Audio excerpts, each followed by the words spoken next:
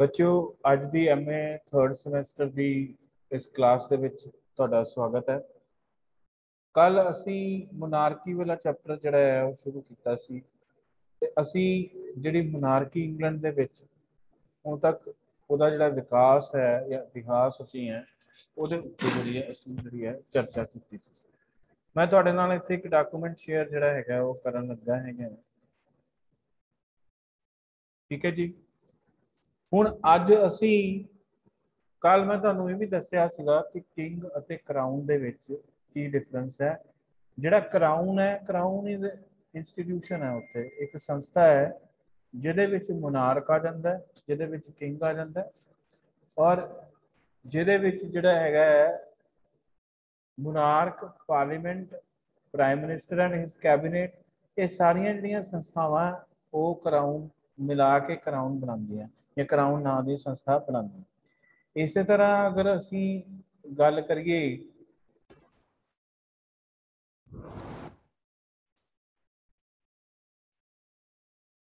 ਜਿਹੜਾ ਰਾਜਾ ਹੈਗਾ ਹੈ ਅੱਜ ਕੱਲ ਦੀ ਵਿਵਸਥਾ ਦੇ ਵਿੱਚ ਰਾਜੇ ਦਾ ਜਿਹੜਾ ਰੋਲ ਹੈ ਉਹ ਕਨਸਟੀਟਿਊਸ਼ਨਲੀ ਰਹਿ ਗਿਆ ਹੈ ਜਾਂ ਕਨਸਟੀਟਿਊਸ਼ਨਲ ਹੈਡ ਦਾ ਰਹਿ ਗਿਆ ਹੈ ਉਹ। ਠੀਕ ਹੈ ਜੀ। ਸੋ ਅੱਜ ਬੇਸਿਕਲੀ ਅਸੀਂ ਜਿਹੜਾ ਹੈਗਾ ਸੋਰਸਿਸ ਐਂਡ ਪਾਵਰਸ ਆਫ ਜਿਹੜਾ ਹੈ ਕਰਾਊਨ ਅਸੀਂ ਉਹ ਹੈ ਉਹ ਡਿਸਕਸ ਜਿਹੜਾ ਹੈ ਅੱਜ ਅਸੀਂ ਕਰਾਂਗੇ। ਹੁਣ ਜਿੱਦਾਂ ਤੁਹਾਨੂੰ ਸਾਰਿਆਂ ਨੂੰ ਪਤਾ ਹੈ ਕਿ ਇੰਗਲੈਂਡ ਦੇ ਵਿੱਚ ਕੋਈ ਵੀ ਚੀਜ਼ ਜਿਹੜੀ ਕੋਡੀਫਾਈਡ ਨਹੀਂ ਹੈ, ਲਿਖਿਤ ਨਹੀਂ ਹੈ।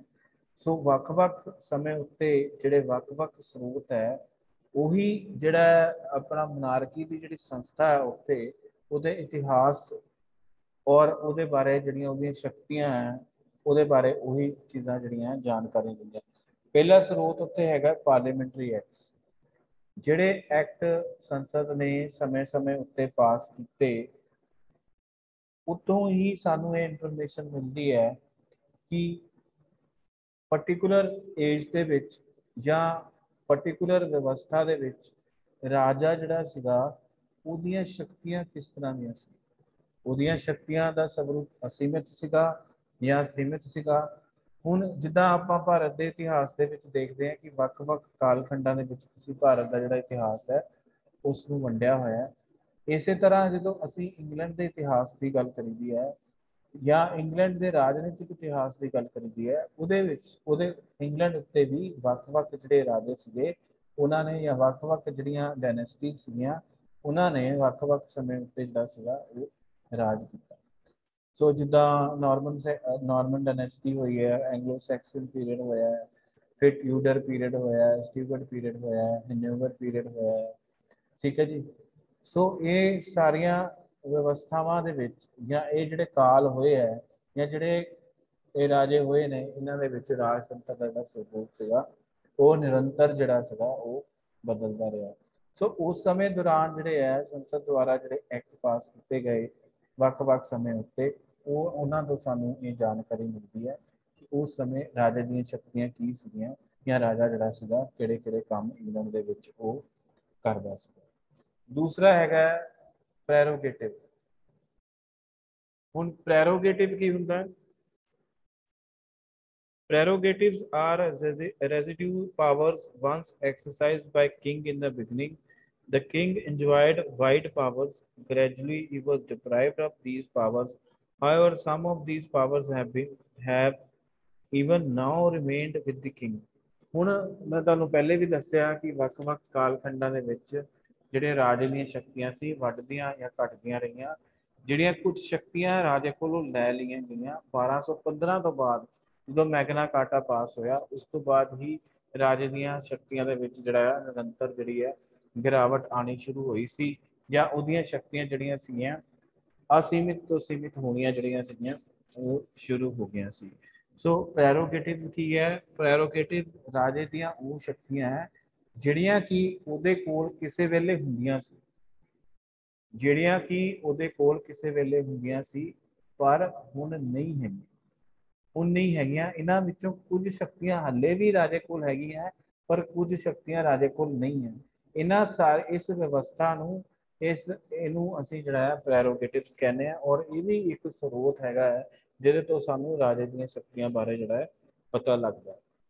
फिर अगर अगली गल करिए हुण प्रेरोगेटिव्स बारे एक विचारक होए ऑग, वो की कहते हैं, प्रोफैसर ऑग की कहते हैं, prerogatives therefore mean substantially those powers which have been granted and those powers which have been acquired by sheer assumption, confirmed by usages and tolerated or accepted as features of government.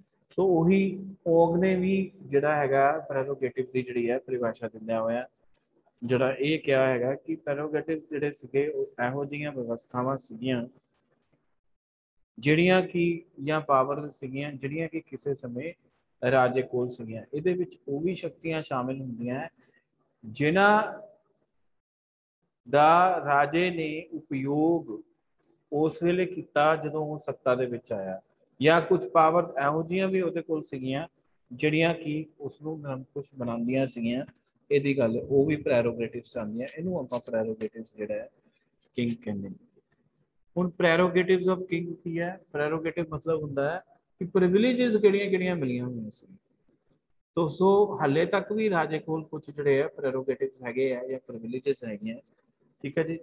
King is the foundation of justice and grant pardon, मतलब कि king जड़ा है जिदा भारत दे विच जड़ा राष्ट्रपति है वो किसी भी व्यक्ति की जड़ा है सज़ा माफ कर सकता है। इस तरह इंग्लैंड दे विच जड़ा राजा है उसनू जड़ा है न्याय की मूरत मन्निया जाता है, वो किसी नू भी जड़ा है माफी दे सकता है।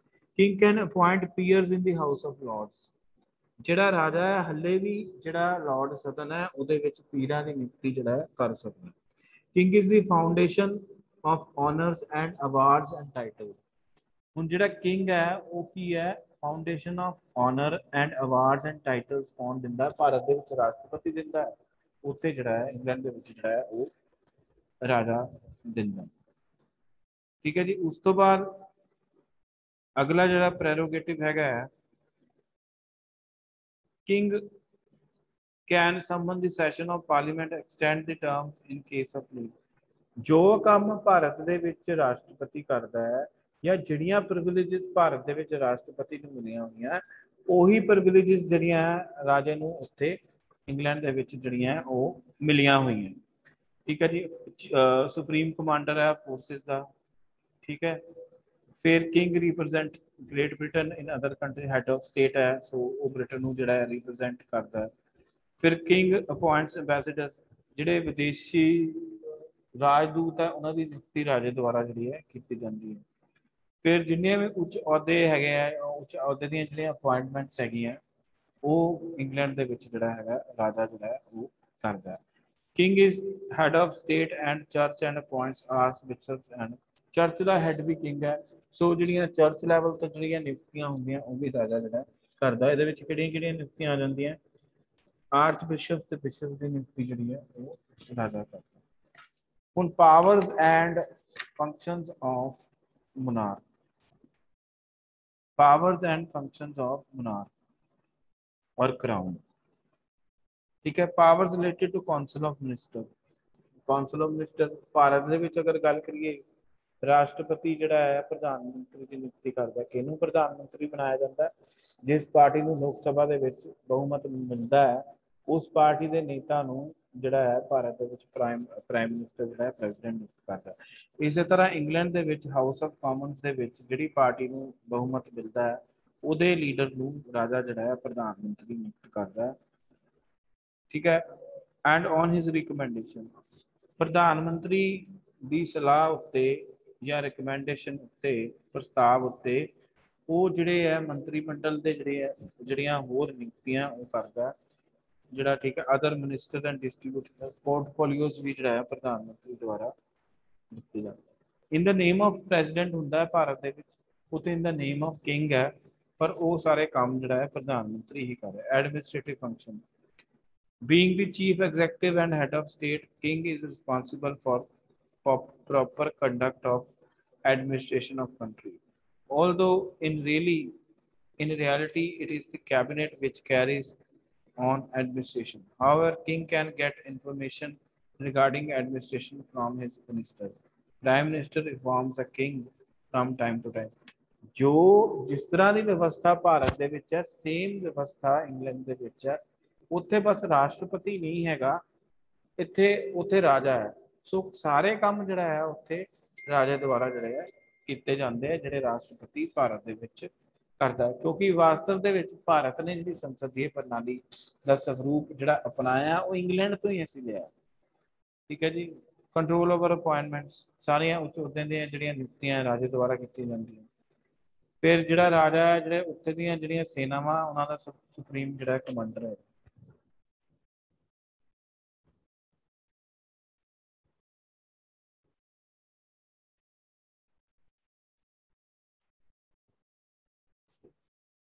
ठीक है। उस तो बाद डिप्लोमैटिक्स जिन्हें राजदूत है बाहर जी अपॉइंटमेंट्स होंगे वो राजा करता है। फिर local governments in Great Britain the local governments enjoy the vast powers of the king and looks after their administration. So ये सारियां शक्तियां तुसी पढ़ लियो किताब दे विचों। फिर एग्जैक्टिव ऑर्डर्स जिहड़े इशू करता है। फिर जिहड़ियां डोमिनियंस हैगे है उन्हां दा हेड ऑफ स्टेट जिहड़ा है वो इंग्लैंड की महारानी है। ਲੈਜਿਸਲੇਟਿਵ ਪਾਵਰਸ ਦੇ ਵਿੱਚ ਕਾਨੂੰਨ ਬਣਾਉਣ ਦੀਆਂ ਸ਼ਕਤੀਆਂ ਦੇ ਵਿੱਚ ਟੂ ਕਨਵੀਨ ਐਂਡ ਪ੍ਰਗੋਰ ਦੇ ਸੈਸ਼ਨ ਆਫ ਪਾਰਲੀਮੈਂਟ। ਪਾਰਲੀਮੈਂਟ ਦੀ ਜਿਹੜੀ ਕਾਰਵਾਈ ਹੈ ਜਾਂ ਸੈਸ਼ਨ ਹੈ ਉਹ ਰਾਜਾ ਬੁਲਾਉਂਦਾ ਹੈ। ਜਿਹੜਾ ਸੰਸਦ ਦੀ ਜਦੋਂ ਕਾਰਵਾਈ ਸ਼ੁਰੂ ਹੁੰਦੀ ਹੈ ਪਾਰਲੀਮੈਂਟ ਨੂੰ ਐਡਰੈਸ ਕੌਣ ਕਰਦਾ ਹੈ? ਰਾਜਾ ਕਰਦਾ ਹੈ। ਤੇ ਜਿੰਨੇ ਵੀ ਬਿੱਲ ਜਿਹੜੇ ਹੈ ਹਾਊਸ ਆਫ ਲਾਰਡਸ ਤੇ ਕਾਮਨ ਚ ਪਾਸ ਹੁੰਦੇ ਆ ਉਹਨਾਂ ਨੂੰ ਪ੍ਰਵਾਨਗੀ ਕੌਣ ਦਿੰਦਾ ਹੈ? ਅਪਰੂਵਲ ਕੌਣ ਦਿੰਦਾ ਹੈ? ਉੱਥੇ ਰਾਜਾ ਦਿੰਦਾ ਹੈ।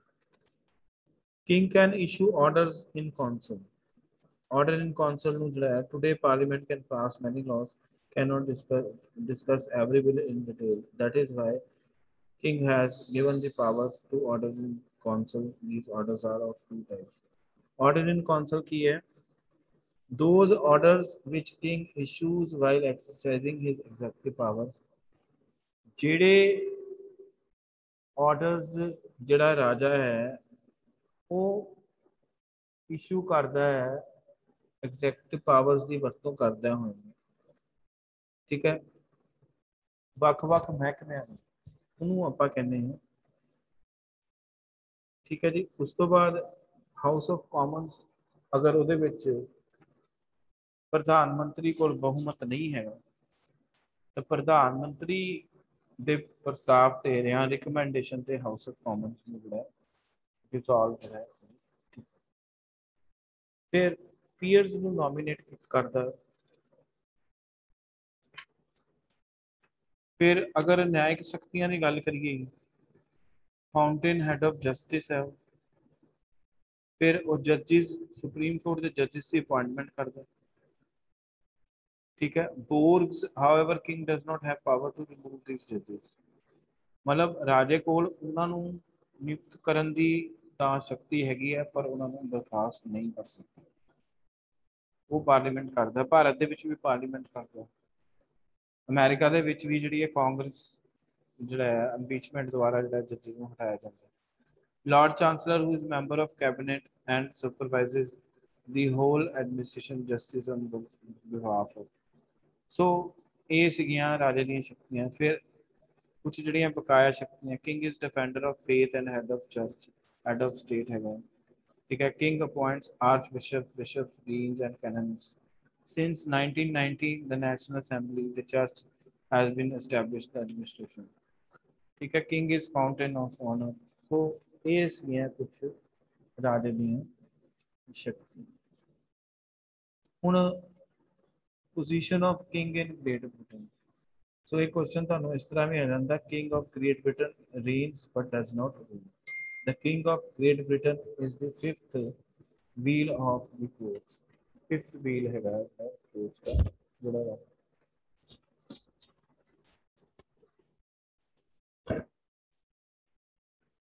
ठीक है जी। उस तो बाद ਇਹ क्वेश्चन ਅਸੀਂ ਜਿਹੜਾ ਹੈ ਕੱਲ ਡਿਸਕਸ ਕਰਾਂਗੇ। ਅੱਛਾ ਮੈਂ ਤੁਹਾਡੇ ਨਾਲ ਇੱਕ ਗੱਲ ਹੋਰ ਸਾਂਝੀ ਕਰਨੀ ਸੀਗੀ ਕਿ ਆਪਾਂ ਸਾਈਮਲਟੇਨੀਅਸਲੀ 3 ਦਿਨ ਜਿਹੜਾ ਹੈਗਾ ਅਮਰੀਕਾ ਦਾ ਕਨਸਟੀਟਿਊਸ਼ਨ ਜਿਹੜਾ ਹੈ ਉਹ ਸ਼ੁਰੂ ਕਰ ਦਈਏ। ਸੋ ਇਹਦੇ ਵਿੱਚ ਜਿਹੜੇ ਇੰਪੋਰਟੈਂਟ ਕੁਐਸਚਨਸ ਹੈਗੇ ਆ ਜਿਹੜੇ ਸਟੇਟਮੈਂਟ ਬੇਸਡ ਕੁਐਸਚਨਸ ਹੈਗੇ ਆ ਜਿਹੜਾ ਤੁਸੀਂ ਜੇਐਸ ਪਟਿਆਲ ਦੀ ਕਿਤਾਬ ਬੀਏ ਫਾਈਨਲ 'ਚ ਜਿਹੜੀ ਤੁਹਾਨੂੰ ਲੱਗਦੀ ਹੈ 5th ਸਮੈਸਟਰ ਦੇ ਵਿੱਚ ਉਹ ਤੁਸੀਂ ਕੰਸਲਟ ਕਰ ਸਕਦੇ ਹੋ ਇਹਦੇ ਵਾਸਤੇ। ਫਿਰ ਕੁਝ ਬੱਚਿਆਂ ਨੇ ਕਿਹਾ ਸੀਗਾ ਕਿ ਹਿੰਦੀ ਦੇ ਵਿੱਚ ਕਿਤਾਬ ਨਹੀਂ ਮਿਲਦੀ, ਸੋ ਹਿੰਦੀ ਦੇ ਵਿੱਚ JS ਪਟਿਆਲ ਦੀ ਕਿਤਾਬ ਜਿਹੜੀ ਹੈ ਅਵੇਲੇਬਲ ਜਿਹੜੀ ਹੈ ਉਹ ਹੈਗੀ। ਸੋ ਜਾਂ ਫਿਰ ਤੁਸੀਂ ਜਿਹੜਾ ਹੈਗਾ ਆਪਣੇ ਰਾਜ ਪਬਲੀਕੇਸ਼ਨਸ ਦੀ ਇੱਕ ਕਿਤਾਬ ਆਉਂਦੀ ਹੈ comparative political system MA 3rd semester, so ਤੁਸੀਂ ਉਹ ਵੀ ਕਿਤਾਬ ਜਿਹੜੀ ਹੈਗੀ ਹੈ ਲੈ ਸਕਦੇ ਹੋ। ਜ਼ਰੂਰੀ ਨਹੀਂ ਤੁਸੀਂ ਮਤਲਬ, ਔਰ ਸਟੈਂਡਰਡ ਬੁੱਕਸ ਜਿੱਦਾਂ ਵਿਸ਼ਨੂੰ ਭਗਵਾਨ ਦੀ ਕਿਤਾਬ ਆਉਂਦੀ ਹੈ, ਫਿਰ ਅਨੂਪ ਚੰਦ ਕਪੂਰ ਦੀ ਕਿਤਾਬ ਆਉਂਦੀ, ਉਹ ਹਿੰਦੀ ਦੇ ਵਿੱਚ ਵੀ ਅਵੇਲੇਬਲ ਹੈ ਤੇ ਉਹਦੇ ਵਿੱਚ ਵੀ ਅਵੇਲੇਬਲ ਹੈ। ਜਿਹੜੀਆਂ ਇਹ ਤੁਹਾਨੂੰ ਦੋ ਕਿਤਾਬਾਂ ਤੁਹਾਨੂੰ ਮੈਂ ਸਭ ਨੂੰ ਪਹਿਲਾਂ ਦੱਸੀਆਂ, ਇਹ ਤਿੰਨੋਂ ਮੀਡੀਅਮਸ ਦੇ ਵਿੱਚ ਜਿਹੜੀਆਂ ਅਵੇਲੇਬਲ ਹੈ, ਹਿੰਦੀ 'ਚ ਵੀ ਅਵੇਲੇਬਲ ਹੈ, ਪੰਜਾਬੀ 'ਚ ਵੀ, ਤੇ ਉਹ ਇਹ ਤੁਸੀਂ ਜਿਹੜੀਆਂ ਲੈ ਸਕਦੇ।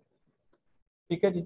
ਸੋ ਮੈਂ ਅੱਜ ਦਾ ਲੈਕਚਰ ਆਪਣਾ ਜਿਹੜਾ ਇੱਥੇ ਹੀ ਉਹਨੂੰ ਵਿਰਾਮ ਦਿੰਦਾ ਹੈ ਜਾਂ ਖਤਮ ਕਰਦਾ, ਤੇ ਇਹ ਆਪਣਾ ਚੈਪਟਰ ਜਿਹੜਾ ਹੈਗਾ ਇਹਨੂੰ ਕੱਲ ਨੂੰ ਵੀ ਅਸੀਂ ਇਹੀ ਕਰਾਂਗੇ, ਤਾਂ ਅਗਲੇ ਹਫਤੇ ਤੋਂ ਜਿਹੜਾ ਹੈਗਾ ਅਸੀਂ ਮੈਂ ਨਾਲ ਸਾਈਮਲਟੇਨੀਅਸਲੀ ਤੁਹਾਨੂੰ ਜਿਹੜਾ ਅਮਰੀਕਾ ਦਾ ਕਨਸਟੀਟਿਊਸ਼ਨ ਜਿਹੜਾ ਹੈਗਾ ਉਹ ਡਿਸਕਸ ਕਰਾਂਗੇ।